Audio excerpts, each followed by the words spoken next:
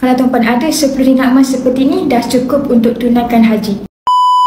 Ada emas dapat kurangkan kos haji. Nak tahu, kena tengok video ini sampai habis dan save video ini untuk rezekinya akan datang. Walaupun kos haji makin meningkat, tapi tuan-puan tanpa sedar emas yang tuan-puan simpan pun makin lama makin meningkat. Dan andai kata tuan-puan ada 10 ringgit emas ini dah cukup untuk tunaikan haji, tak perlu nak tambah apa-apa. Jadi betullah tuan-puan, kos haji dapat dikurangkan dengan cara tuan-puan simpan emas seperti ini. Baru-baru ini tabung haji mengeluarkan kenyataan kenaikan kos haji meningkat sebanyak RM3,000 untuk golongan B40. Bagi saya berita ini langsung tak mengejutkan sebab memang kos haji dan juga kos sara hidup makin lama makin meningkat, dan dalam masa yang sama tuan-puan nak simpan lama kena simpan emas. Salah satunya tuan-puan, duit kita yang kita simpan tu kan sentiasa dirompak inflasi setiap tahun. Tahun 2015 kos haji meningkat sebanyak sekitar RM10,000. Dengan harga emas sekitar 150 gram emas, kos haji memerlukan hanya sekitar 67 gram emas sahaja.